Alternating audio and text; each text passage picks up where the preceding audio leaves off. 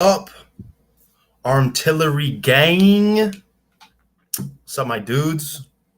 Python's in the chat. Mr. Python himself here. Waiting for my man Edo. Just sent him the link to join. We're going to be talking to him today a little bit about, there he is, about his good times over in California this weekend. Let's get him in here. Ladies and gentlemen, the one and only. The one and only. How do you have sound effects now? I actually use my phone right there. Oh, nice. That was just for you. It reminds me of what is it called? The morning BJ when you have the sound effects. Yeah, that's where I got it from. The applause. That's cool. Those guys are awesome. They are pretty dope. Speaking of which, I was actually going to ask you about his match. He had a super match this weekend, didn't he? Yeah, man. Everyone predicted Brandon was going to smash him. Yeah. I mean, Paul Stevens is pretty good, but it's like he has. Let me look it up on his ears ranking. Like it's pretty bad. So they thought Brandon was gonna steamroll him. I did too. I think a lot of it had to do with just how much weight he's lost, obviously, in the recent time, because it's pretty significant. And I think Paul Stevens has actually lost to Lewis, has he not? I think so too. Like for Paul Stevens, his right pro 242 win rate is only 30%. Yeah. Yeah, so I think that Brandon coming off the sauce and losing some weight was evident. You could see it. I didn't even see the match, but I the same thing. I had him crushing Paul Stevens. I thought it wouldn't even be close. And it was so bad that Brandon didn't even compete in the tournament. Was that the reason why? Do you know? I think I asked Paul about it, and he said that I think Brandon was like some sort of injured or something from their match, or didn't feel whatever. That's no good. I don't know, man. Hate to hear it. But anyways, how was it? How was your weekend? Did you enjoy yourself? Was it a good time? It was great. I mean, we stayed at the hotel across the street from the venue. We stayed at the same hotel that Jay Cutler and Phil Heath were there. So it's like, I mean, get this. It's like me and Eric were on the roof deck having a drink and eating some food. And across from us is Jay Cutler, right? And his gang, right? And I'm like, oh, cool. That's Jay Cutler. Unreal. Yeah, Phil Heath and Jay Cutler, legends. I completely forgot that this was the LA Fit Expo, and it wasn't just the California State Championships. Similar to like the Olympia, you see all the pictures with like, what was that guy's name from Germany? The big bodybuilder guy that also arm wrestles. Leonidas? Yeah, Leonidas. Yeah, there were so many bodybuilders there at Olympia too, where you see all the pictures and you forget that it's not about arm wrestling.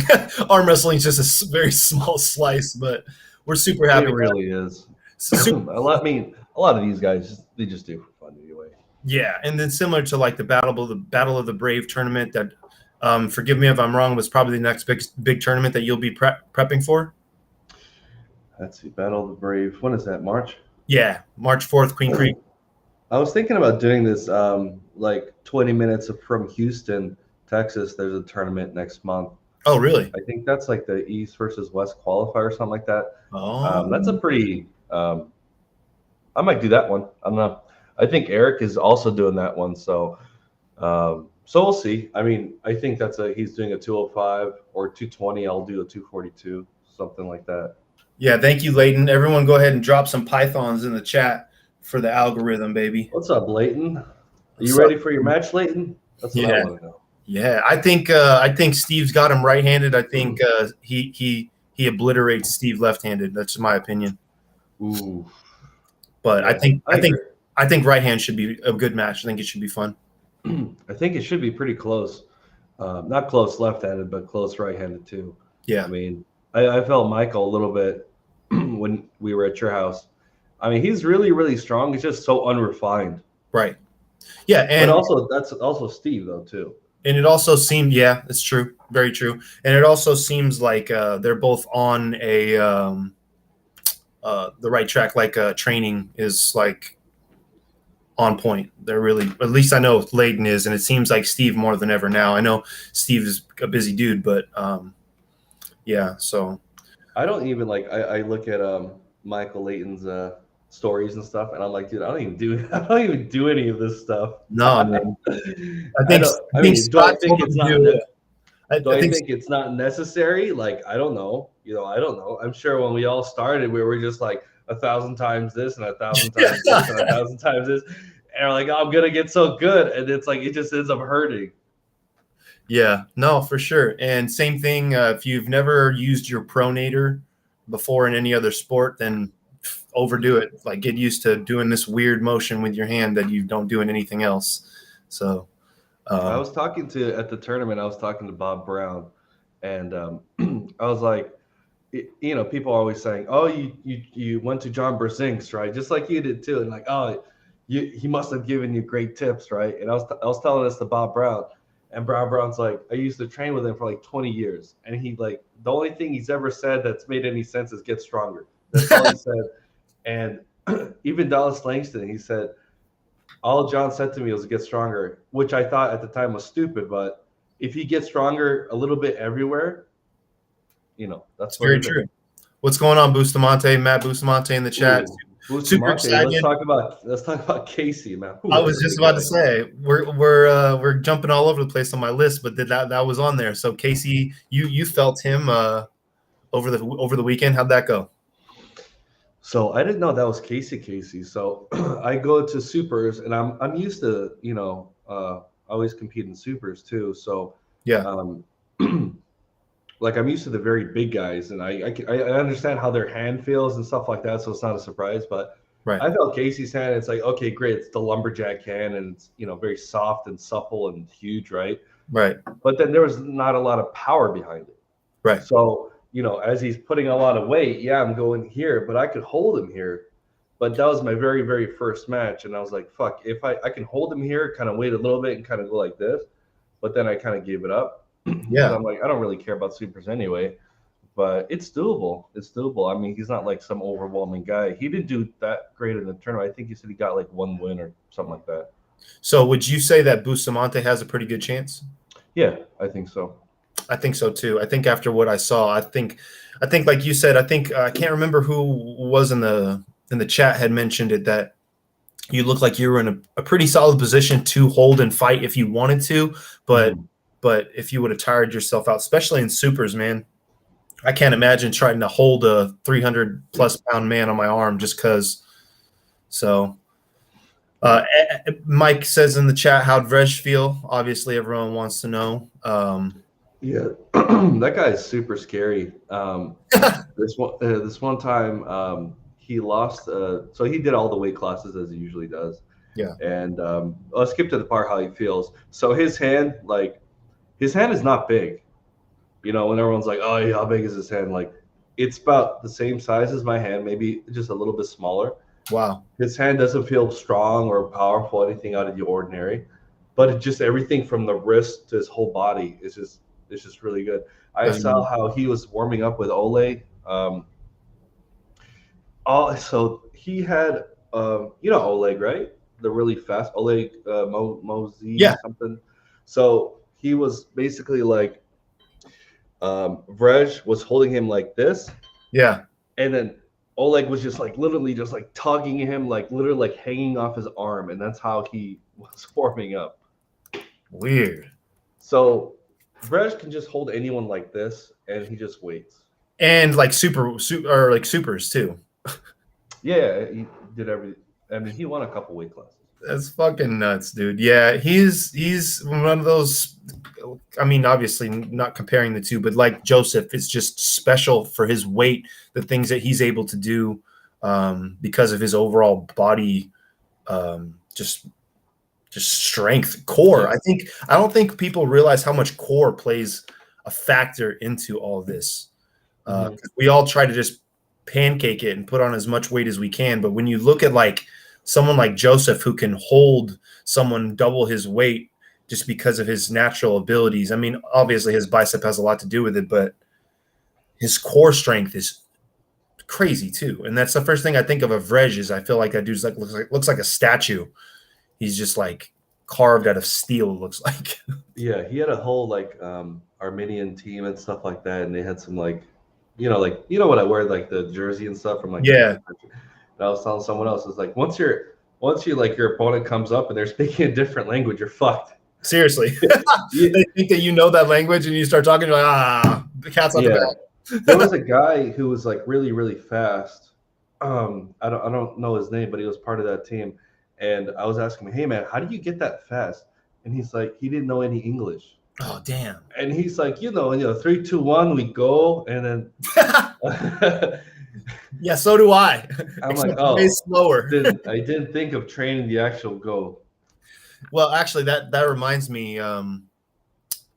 Anybody in the chat, or if you would like to, I'd love to. I want to try to get some ready go practice for my match on the 4th. I just don't get enough of it. But the Larry Wheels video, we saw you posted the Larry Wheels video, got to meet him, obviously. Mm-hmm. Did you ever get to grip up with him, feel him? So obviously a lot of people there showed up for Larry Wheels. Oh, I'm sure. So they knew Brandon was going to compete, so everyone wanted to, have a shot at that guy. And Larry Wheels, of course, is a celebrity for us.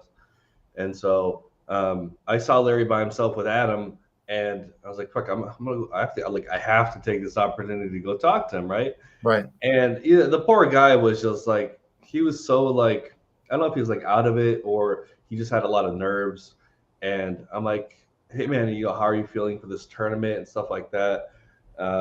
He was like nervous and stuff like that. I'm like, "Hey, can I just do like a 20-second video, what your goals are and stuff like that?" So, he kind of put up his character up for the video, but man, that guy is, he's kind of a shy guy. That's what I got from him. Yeah. But he ended up doing 3rd in the left. He didn't compete right at all, I think, because he had an obligation for his booth. Like at all times, he had like maybe 20, 30 people lined up. Wow. For his booth.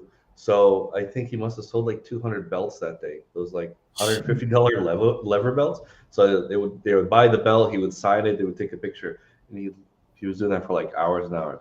Wow.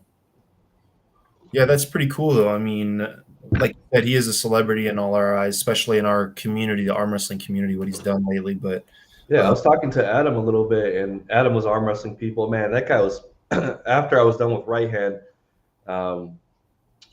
What's his name? Tony Barraza was arm wrestling everybody, and then Adam was arm wrestling me a little bit.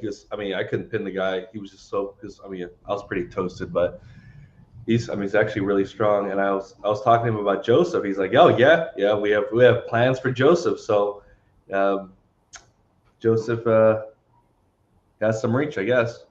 Damn. Well, yeah, they I'll never forget when they posted the DMs of Adam reaching out to Joseph. I was like, dude, that's so big time.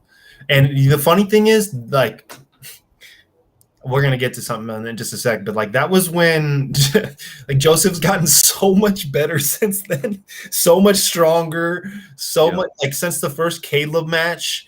Like Joe has always been a freak and a monster, but it's just since lately, because I've always said in that first year you're kind of like still wanting to learn as more as you're wanting to get your feet wet, and then the second year Joe's like, I'm good, boom, let's go. And so he can really take off. But where I wanted to go with that was obviously his opponent, Mr. Velasco, participated in the California State Championships this weekend, and you got to see, I believe you even warmed up with him, got to grip up a little bit with him. After watching him perform a little bit, how would you feel? Has your opinion changed at all on what you thought would happen during the match, or has it gotten solidified? What do you think? So we after pulled a lot, and we talked about the match a lot, and nice.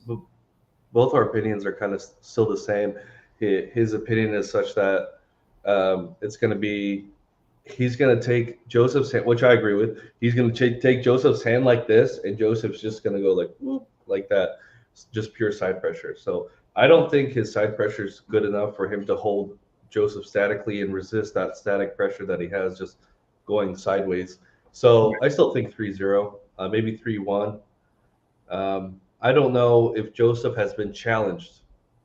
We have the heavier people that can, challenge him and stuff like that, but never never someone that's really fast.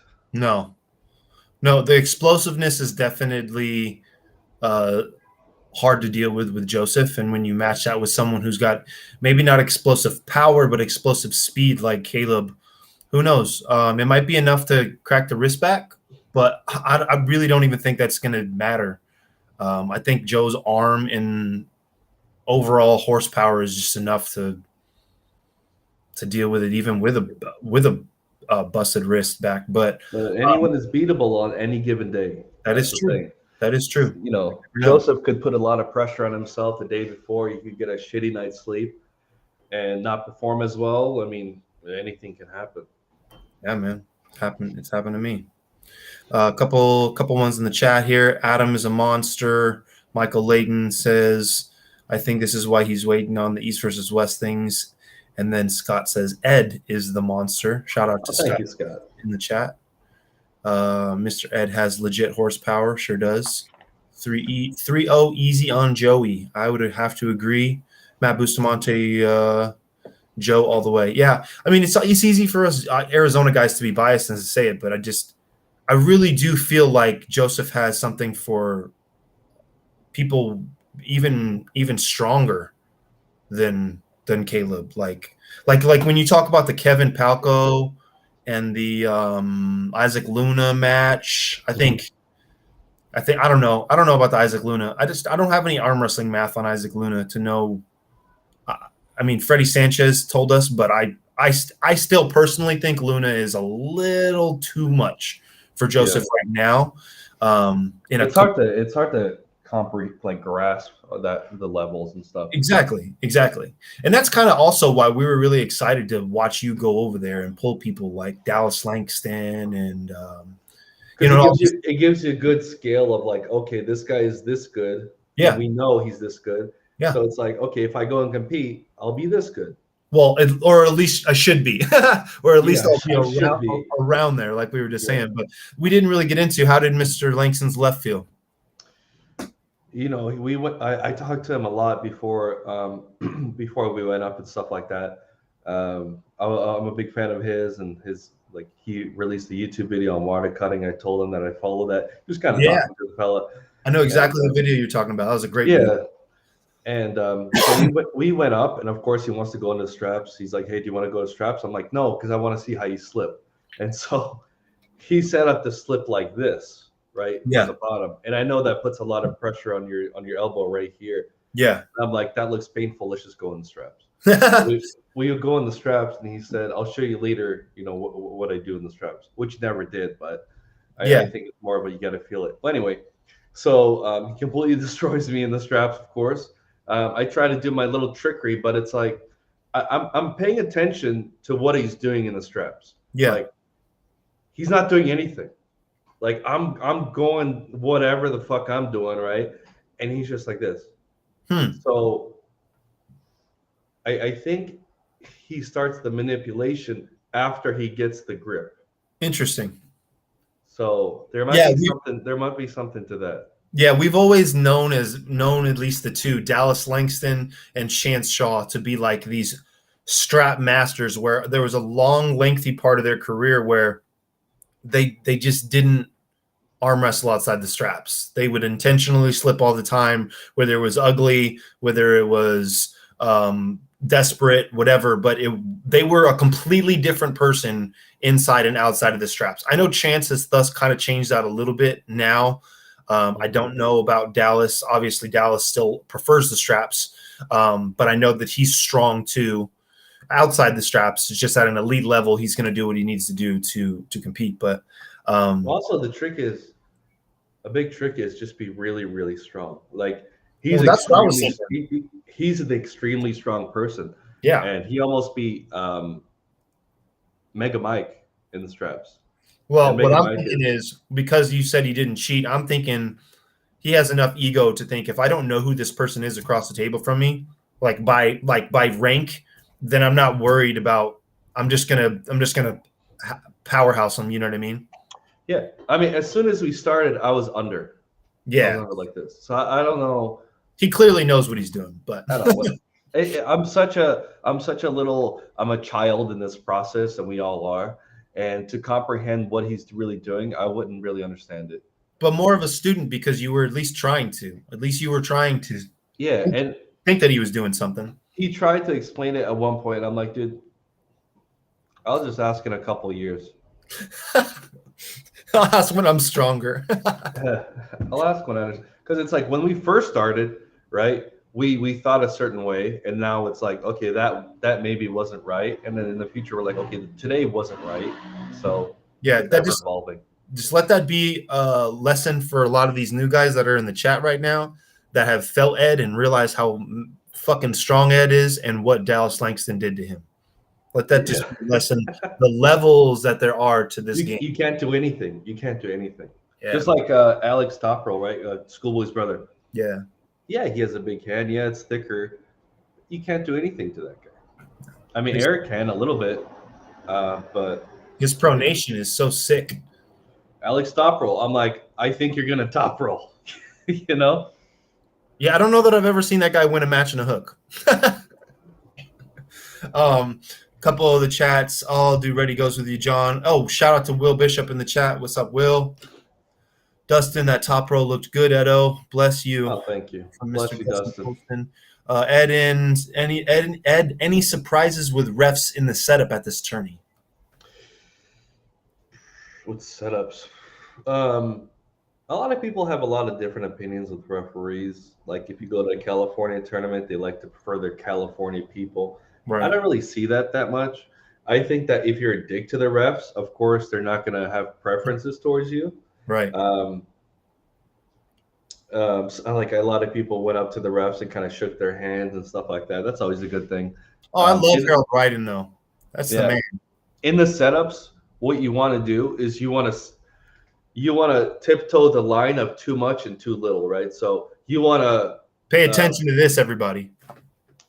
You want to try to get as much to where they look at you and you're like, I'm going to foul you if you do that again. Like, okay, great. So that's good. That's what you want to do because you found the limit. You found their limit because every rep is different. Right. So you're kind of doing your thing. You're kind of rising a little bit elbow, off the pad a little bit. You're trying to get a little bit higher, whatever.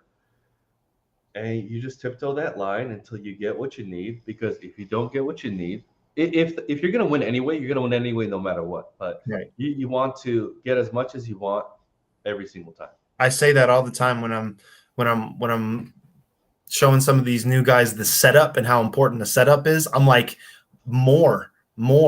Like make the referee tell you what the fuck are you doing. Like straighten your goddamn wrist. Yeah. You know what I mean? Like so some of the feedback I've gotten from my opponents are like I don't talk at all during the match. Like, people are like, oh, you should say something. That's because I'm fucking cheating my ass off in the setup. That's all While they're talking, like the opponent is talking, and you're like, hey, he's doing back pressure, he's rising. And I'm like, I don't know what he's talking about. But most people will talk because it's a facade. So, like, I'll tell you, for instance, me, I'm talking to you while I'm cheating because I want you to be thinking about what I'm saying, not about what I'm doing with my hand. Yeah, everyone does it differently. Absolutely. Like, sometimes I'll talk to the opponent. Like I'll talk to like Reg, Reg, I'm a huge fan, just go easy on me, or like just something like that. I don't know. Like Reg, I'm a huge fan. I know you're gonna win. Let me get that back of the hand, boy. I'm a huge fan. Yeah. Some chats, Jake, handsome fellas, you know it. What's up, sir? Rad Rob, sub killers. What's up, Rad Rob? And then Michael Layton, Rad Rob in the house. Yes, he is. What else I got on this list, man? Okay, so are you happy with your performance over the weekend? Yeah, this tournament was kind of spur of the moment, honestly. I didn't really prepare any specialness for that. I only did 2 days of ready go training and not even really much ready go in person, which is stupid. It's not so much the ready go, the actual go part. It's the setup before the go that's way more important. Because even if you miss the go, you can kind of if you have a really good setup, you can kind of catch him here, and that's a very good position. I wasn't very quick off the go. I was just concentrating on positioning for this tournament.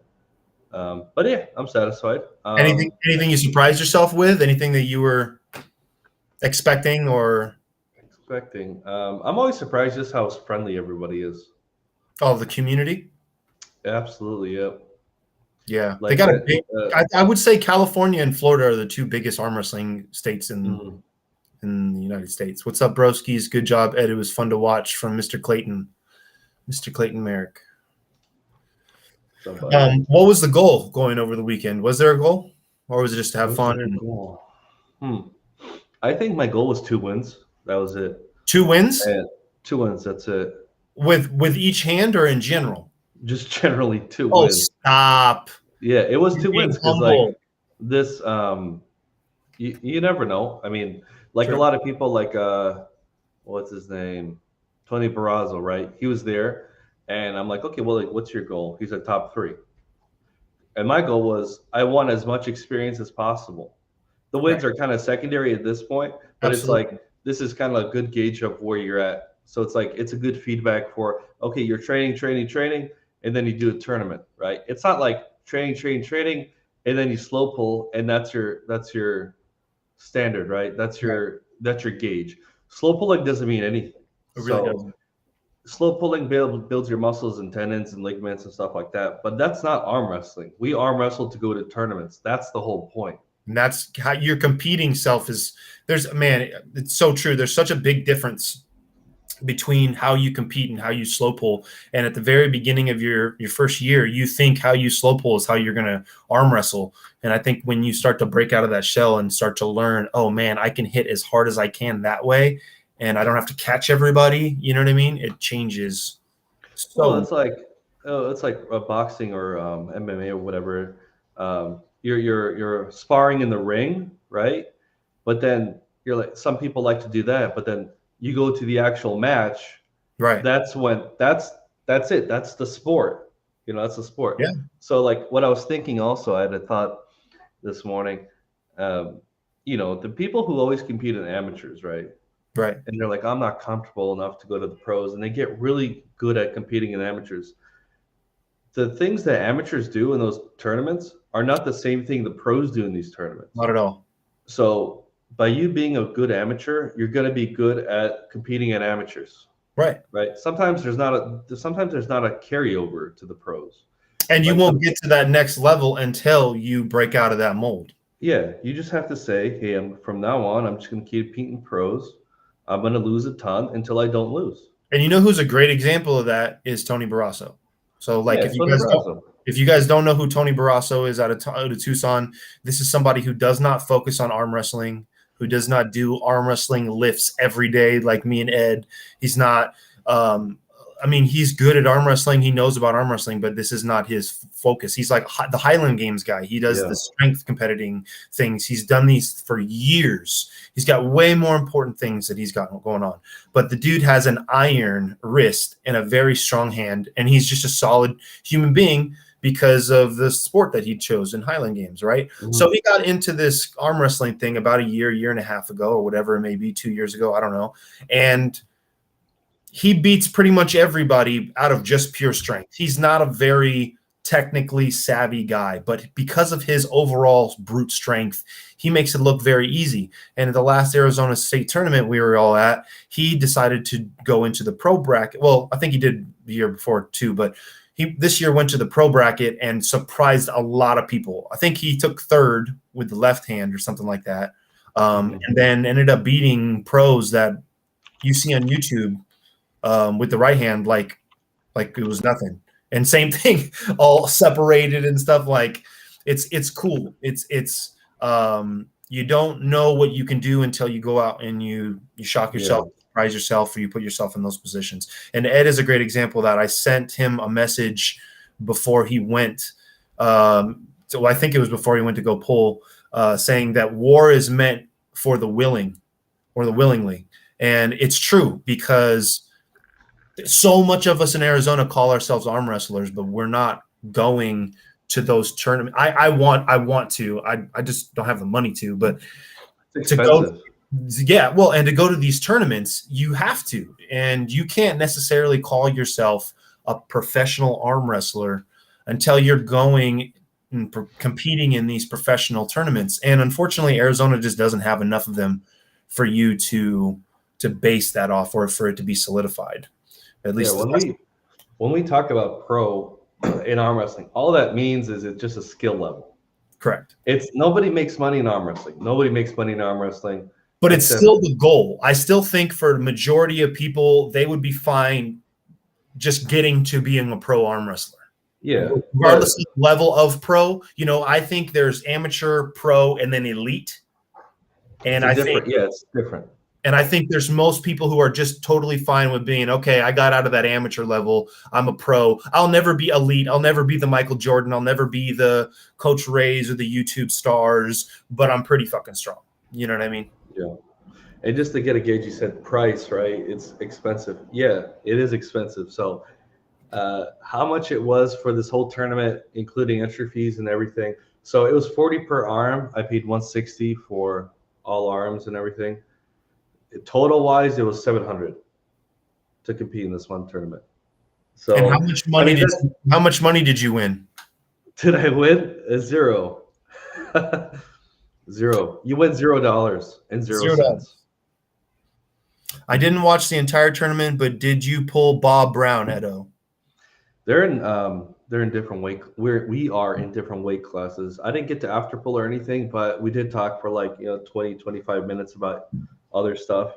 And that's the really cool part about this sport. It's let's say you're a high school or college basketball player, right?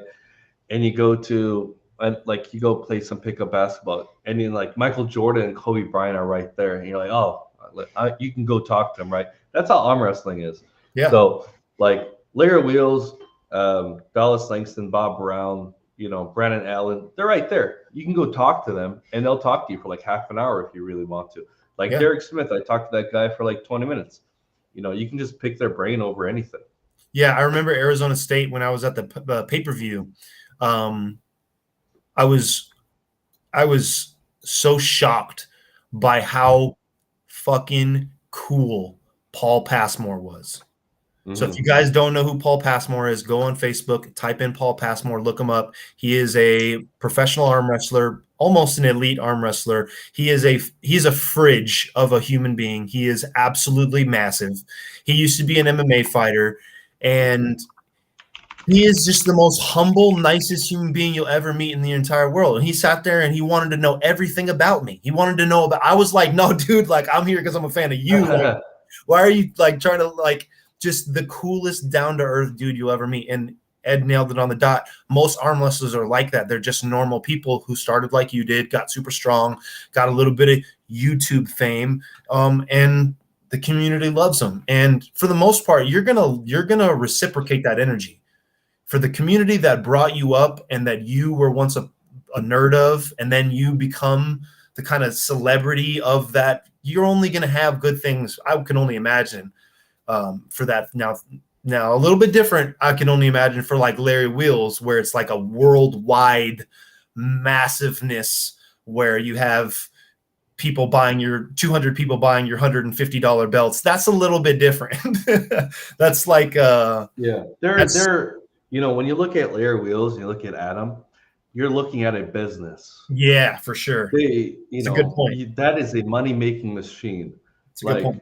When I talked to Schoolboy's brother, Alex, I was like, what do you think about, YouTube monetizing the shorts in February and things like that?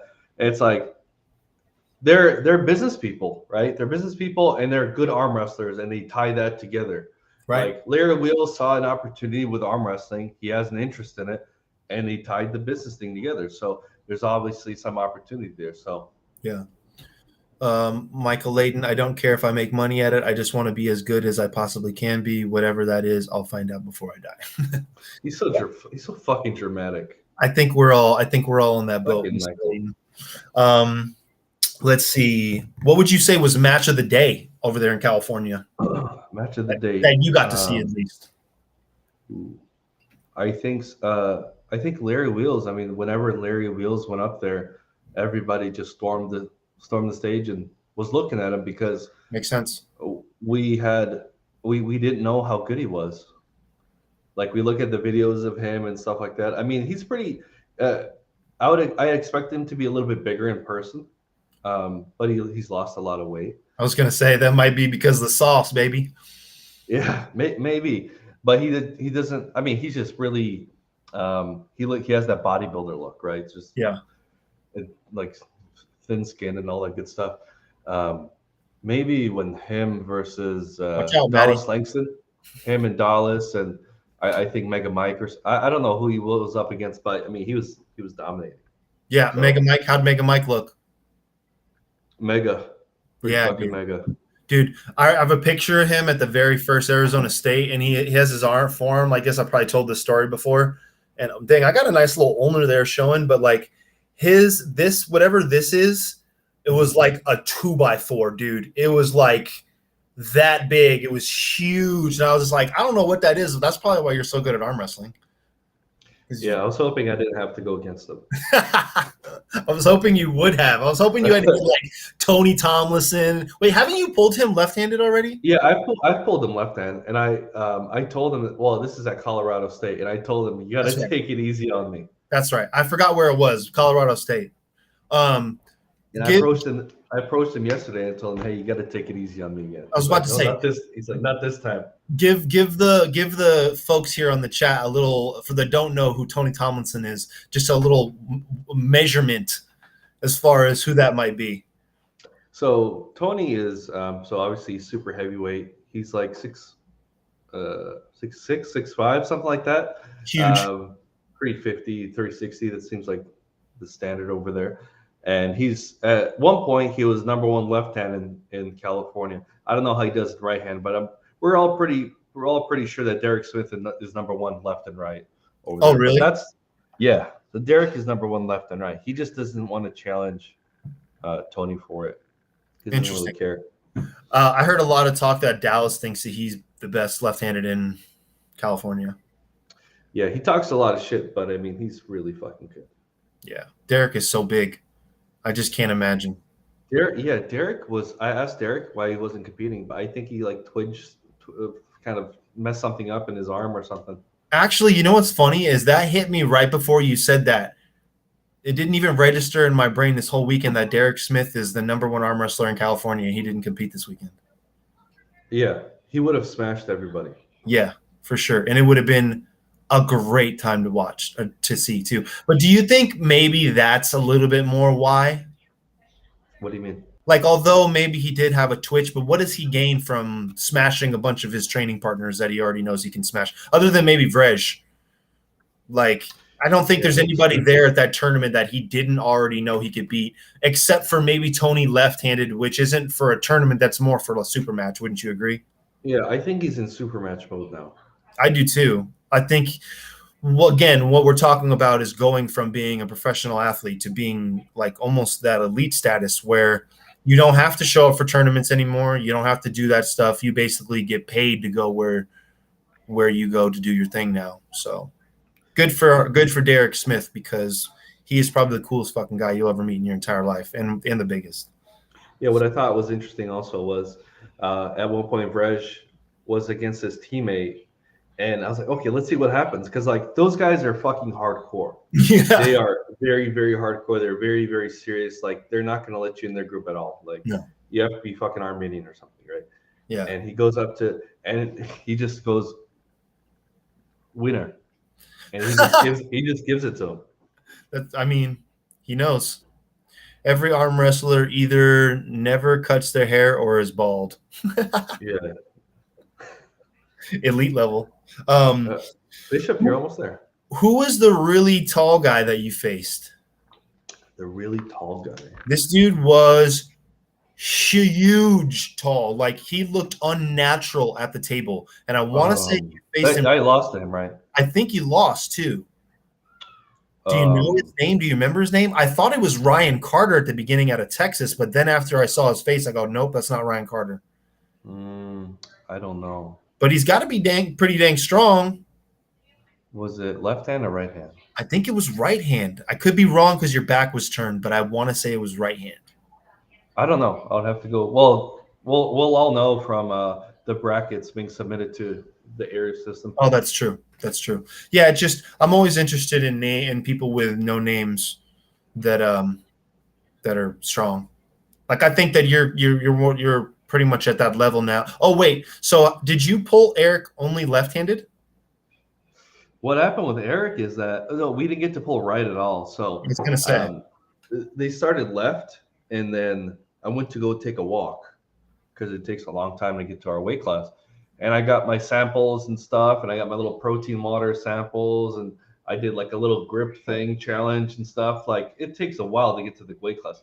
So I'm around, and Eric has this bright green highlighter shirt on, and from a distance, like I see that there's a highlighting, like I see Eric's shirt on the stage, and I'm like, huh, that's kind of weird. We're in the same weight class.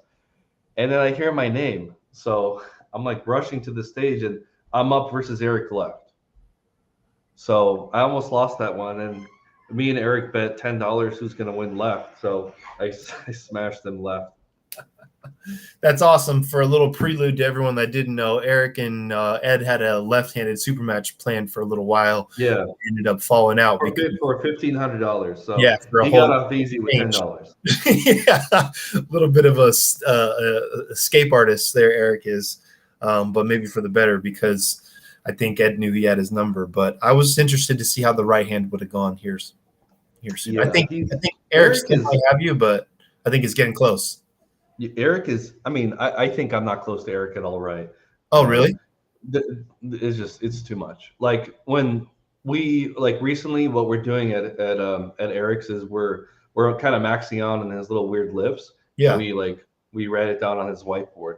And sometimes like I'm better than him in some lifts, which is kind of interesting. And like sometimes he's like better than me like in 5%, right? Yeah. And he's like, that's so weird. Like, why am I so much better? Right. And it's like, that's arm wrestling is not a common, like, it's not arm wrestling math doesn't always make sense. It doesn't make sense. It's like what John Brzezinski said, right? What handle can he use to mimic all this? Like, you don't, right? There isn't one. Yeah, no, for sure. It might look like we're similar, but no, we're not. Yeah. Eric's problem is that he's too fidgety at the table. He always sometimes he just fouls out. He also is someone for how long he's been arm wrestling. I'm interested to know why he's not more versatile. Like he pretty much arm wrestles the same way every single time. Now, don't get me wrong, he's dead strong at it, and maybe that's why you get your silver bullet and you perfect it. But I noticed his goal on your video was to learn how to top roll. Hey, Eric. Come see me, baby. Isn't that funny? Like he's 30 plus years in the sport, and he's like, I think I want to learn how to top roll. That's what I'm saying. Like, I don't know. It's just funny to me. But well, look at Schoolboy's brother. He just top rolls. That's all he does, and he has somewhat of a hook. Like he can kind of defend against it. But even Corey Miller, same thing. What Corey Miller's strategy, right? This is Corey Miller's strategy, straight from Corey Miller's mouth. Oh, I love it. Get really, really good at one thing, and don't do anything else. That's silver bullet. Travis Bagent. Just do your one move, and if you don't do your one move and you lose, then you lose. Travis Bagent would take a band and hook it up across from him, and then he would hook it. Or he would connect his thumb or his fist to his chin, put his chin down, and then he would walk away. His elbow up, and he'd walk away. And he was like, "That's all I do." He's like, "If you can't hold on to that, then I'm gonna win every time." It's funny that you say that, like the Travis Bagent stuff. I watched all of his seminars when I was kind of newer, and I did all of his shit. Like I did all of his weird pull-up stuff where you put your fist in the thing and you go like this, and you do the bands and stuff. And I did that for a while, and I'm like, I just said to myself one day, like, I don't understand any of this. Like I just don't get it. I don't get it, and I can't reproduce it at the table. So I'm just gonna stop doing it. I think your body mechanics and your anatomy play so much into how you are going to eventually train to be an arm wrestler. And so there's a great example of this. I've never told this to anybody that I've ever trained or taught or showed any arm wrestling thing. When we got to that Liberty gym the other day or last New Year's Eve, and I got to arm wrestle that Ryan dude, I looked him straight in his eyes, and I said, if you're going to continue this sport, you're going to be a flop wrist presser. Oh, yeah. I looked at him. I said, I've never said that to anybody. I don't recommend you starting like that. I go, still keep top rolling to like build up the wrist and the elbow and all that. I go, but competitively, I'm telling you right now, you're going to fall on top of your arm if you want to win. It will just be better for you. You will work way less hard. It will be way easier for you, and no one's going to want to hang on to it. If you work at that one thing, you will be so good, but only because you're 6'8", 380 pounds, and you falling on top of your arm is detrimental for anybody that doesn't know what they're doing. You know what I mean? Especially at an amateur level. You learn how to flop wrist press. There's a great example. There's this guy who just arm wrestled Michael Todd in the last video that Michael Todd posted of this tournament that he went to. And the guy is like 6'5", 6'6". Oh, the overalls guy? Wearing overalls, and he's got long blonde hair, and this dude just falls on his shit, just falls on top of his arm. And he has beaten I don't know who this guy is, never know his name. I know he's only really shown up within the last like year or two, and he's gotten wins on some big names off of that stuff.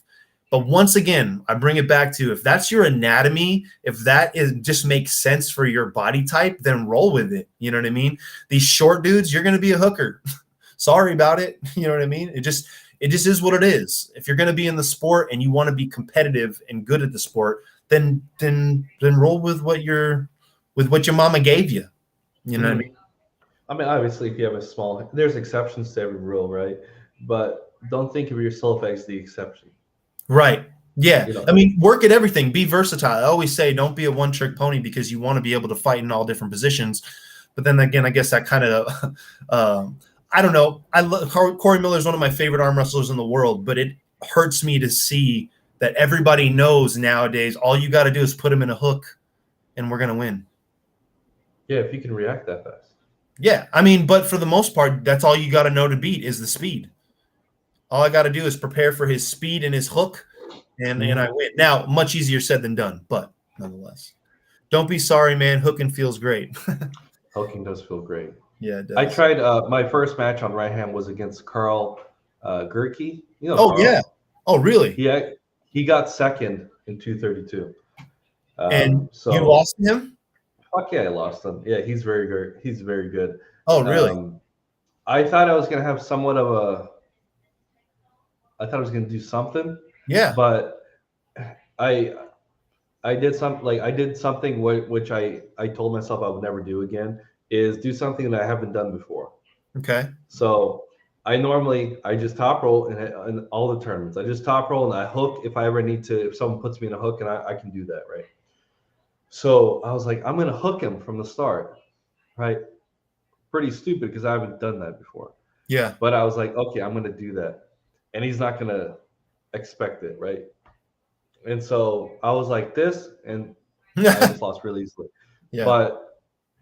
But yeah, I mean, life lesson, right? Don't do something that you haven't done before in a tournament setting. There's I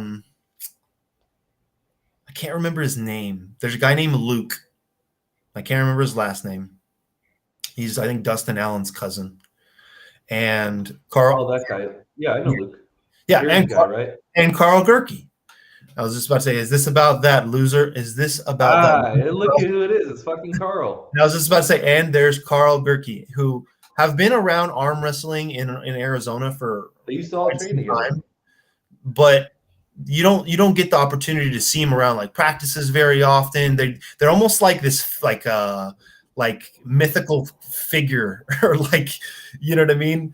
You just know that they're damn strong, but you don't know, once again, like we were talking about before, arm wrestling math as far as what to expect, you know, any of that kind of stuff. But obviously now knowing Carl's a strong mother. I mean, just to the untrained eye, Carl looks like a librarian, but there's more than meets the eye. That guy is savage. Shout out to Carl. Shout out to KG. He almost won the whole thing, but his final match was against that guy who doesn't speak in English, and he's really fast off the go. And Carl was able to get in the straps and Just that speed up to go was too much. Who are you talking about? In 232s? I don't know his name. I don't remember his name. Super fast? He is super fast. Carl, do you remember his name? At 232s, super fast. He also won 205s, if I remember right. Holy shit. And I don't know this guy's name. David E. Oh, Egyen. I do know who you're talking about. Yeah, he's the guy who gave Dallas Langston fits at the last tournament. They were going back and forth as far as like who was number one, and it was like last match of the name. Yeah, David Armenian guy. Egyan. Egyan. E-G-Y-N. Egyan. Yeah, dude is a beast. But once again, it doesn't count when you're from another country in the Middle East. Ed, sorry, sucks to be you, but. Nah, man, I'm glad that you went over there this weekend. I'm glad you put your elbow on the table. Alex said he's top 10 in 198 in Russia. Holy cow. So yeah, that's a bad dude then. Yeah, this guy's badass. David Eggen, he has an Instagram. Yeah, he's a bad dude. He doesn't look like much, but he's one of those guys. He like doesn't talk and stuff. I was gonna say, is he a nice guy? He kind of seems a little on edge. I mean, was he Russian? All those guys look so serious. Yeah, that's true.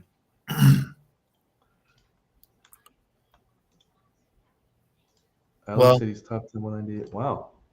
Yeah, that's saying something. In Russia, dude, for 198? Holy that's shit. A fucking country. Fuck that. Yeah. Well, dude, that's all I got for you. Any lasting wishes? Any what's your next big move? Next big move. Well, I'm excited that February 4th is coming up. So we have, I think, 8 matches that day. You're part of the matches. Hell yeah. And I'm excited that a lot of the California guys are coming out to Arizona. I think that's going to demonstrate that it's going to kind of compare our guys a little bit, especially the guys that don't really go out much or don't really compete much outside of the state. And it's going to set the tone for maybe a future event. We're talking about, you heard it here first, Tony Barrazo versus Ron King, possibly. So I just have to get the nod from Ron King. Tony is about it. Miguel is currently injured. I know Tony wanted a rematch, but maybe something in the future. Miguel is also a little bit heavier now. You know that match has happened already? Miguel versus Tony? Nope. Tony versus Ron. Yeah, Ron beat him pretty easily, right? Destroyed him. Yes. Last year? No, this was a while ago. This was my very first event. This was almost 2 years ago. Wow. Oh, that's when Tony must have been brand new. Yep. Was this at the Trough? Yep. I remember Alex McManus had a match with Tony too. Yep, left-handed. Damn, that's when we were all new. Yeah, dude. I have a win on Jesse that day. Oh, the first match? Yeah, just cracked his wrist. That was glorious. Yep. I was burnt after that, though. I didn't know. So after this event, next month, probably going to Texas. Next month after that, it's going to be Gilbert, Arizona, Dustin Allen's tournament. We should all do that one because it's going to be in Gilbert.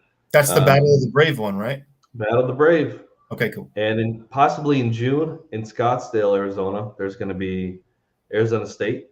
Oh, yeah. So Tim is working with the venue in Scottsdale, as far as I know. So that should be shout out to all the Tucson guys, but I am so glad we are not doing it in Tucson this year. Thank God. So that one should be good. One of the guys I actually beat in the tournament has a super match that day against Jody Williams. Casey Allen. Casey Allen, that's right. I've always wanted to pull that guy. He always looks so mad after he arm wrestles. It's because he lost, right? Well, probably, but it doesn't matter. Like after he's after every time he loses, I just want to be like, dude, chill. You don't have to be like that. It's just arm wrestling. Breathe a little bit. The worst thing that could happen is that your arm gets a little sore. Well, no, there are much worse things that you can tear your freaking tendon right off the bone and you can break your arm, but that's pretty that's a plausible event. Well, but yeah, that's all I have for you, man. As far as I know, that's the next big practice, February 4th. I know that the January 21st is the next East versus West. I really wanted to, for everyone that's watching and listening, I really wanted to throw an event that day. Throw a watch party and a practice that day. But I have a feeling that we're getting to capacity as far as how many people are going to show up and can fit inside my living room. So for the 28th? No, it's the 21st. It's January 21st. It's East versus West. Okay. For if someone like Jesse, who's got a massive house, wants to have a practice, I will bring the tables. I'll bring some cookies. I'll bring whatever you want. We'll have a practice. It's just my house is not big enough to have 20 people in my living room all watching my big screen. So it's too much. Yeah. So once again, if not, the next big one is February 4th. Please tell everyone, get everyone there, make it a big practice, make it a good time. It will be a good time, man. We're gonna have a great videographer there. We're gonna have microphones. We're gonna have those lapel microphones for the competitors. So it's gonna be great. So everyone should show up for that. Yes. Ed, thank you for going to California this weekend, putting your head on the table or your elbow on the table and risking it all. We were fucking impressed. We were super happy. Watch our soldier get out there and slang. Shout out to Eric who went out there. Shout out to KG who was out there. Mr. Carl Gerke. Shout out to everyone in the chat. And shout out to Tony in Tucson. Oh yeah, shout out to Tony Barrasso who went out there. Shout out to Larry Wheels if you watch this. No, I'm just kidding. You know the funny thing though, it's like, oh, if you watch this, they actually, I don't know if Larry watches it. I'm sure the Larry's like the front man, and then Adam's behind the scenes. Like, Adam knows everything. Oh, dude. Like, he watches everything. And the fact that he responds and like talks to Joseph, I thought that shit was super cool. Like just as cool as if Larry was for some reason. I thought it was just the same. You know what I mean? I said hi to Schoolboy's brother, Alex Topro, when I first saw him. I'm like, oh, hey, Alex, my name is, and he said, oh, I know, he's Russian. He's like, I know who you are. You're a legendary Balkan. Ha! Yes! I'm like, how do you know that? He's like, I know. Achieved. Goal achieved. Lifelong goal achieved. We're ending the stream on that. Everyone, be more like Ed. Try to be more like Ed. They do watch, man. We are being watched. I'll tell you that. Yeah, man. That's so cool, though. Super humble where we come from. You know, I remember you and me's very first practice, and this is cool. This is cool shit. So I was just thinking about that before we got on, how long we've been doing this, man. So it's always fun to have you on. Always a good time. Thank you, brother. Thank you, John. We'll do it again soon. All right. See you, buddy. All right, y'all.